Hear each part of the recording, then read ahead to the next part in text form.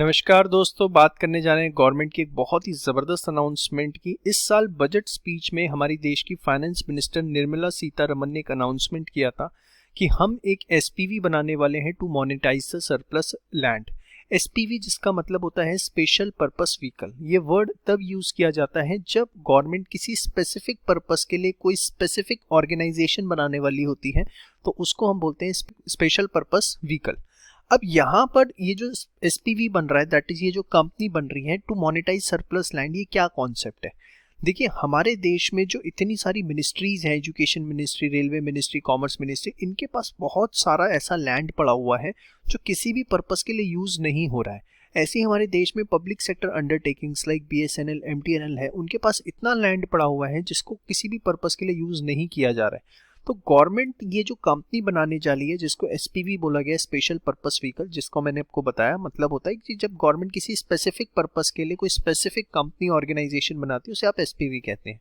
तो ये जो गवर्नमेंट कंपनी बनाएगी, इसका मेन मकसद क्या होगा कि इन सारी लैंड को जो सरप्लस पड़ी हुई है मिनिस्ट्री एंड पीएसयूज के, इनसे टेक ओवर करना और देखना कि इस लैंड को कैसे बेस्ट यूटिलाइज किया जा सकता है, कैसे हम इस पे स्पेशल इकोनॉमिक जोन्स बना करके या आईटी पार्क्स बना करके इसको कैसे रेवेन्यू ला सकते हैं, कैसे इसको मोनेटाइज कर सकते हैं, पैसा इससे जनरेट किया जा सकता है। और अगर कोई भी पॉसिबिलिटी नहीं है तो कैसे इसे मैक्सिमम वैल्यू पे डिस्पोज ऑफ किया जाए, सेल किया जाए, ताकि गवर्नमेंट को उससे फायदा हो। इसी को ध्यान में रखते हुए हमारे देश के जो DIPAM है, that is department of investment and public asset management, उसने पूरा का पूरा एक स्ट्रक्चर बना लिया है कि कंपनी किस तरीके से बनेगी, उसमें कौन कौन लोग होंगे, और अब उसको जो है कैबिनेट कमेटी के सामने भेजा जाएगा अप्रूवल के लिए। और ये अप्रूवल मिलते के साथ ही जो है इसके ऊपर काम शुरू हो जाएगा। कंपनी फ्लोट होके जितनी भी लैंड सरप्लस पड़ी हुई है वेरियस मिनिस्ट्रीज पे और पीएसयूज पे, वो सारी की सारी इस कंपनी को ट्रांसफर कर दी जाएगी। इसी को ध्यान में रखते हुए बजट 2021 में ही हमारे देश की फाइनेंस मिनिस्टर निर्मला सीतारमन ने एक अनाउंसमेंट भी कर दिया था। वो क्या था कि आप और मैं जब हम लैंड बेचते हैं या प्रॉपर्टी बेचते हैं तो आपने सुना होगा उस पर स्टैम्प ड्यूटी लगती है।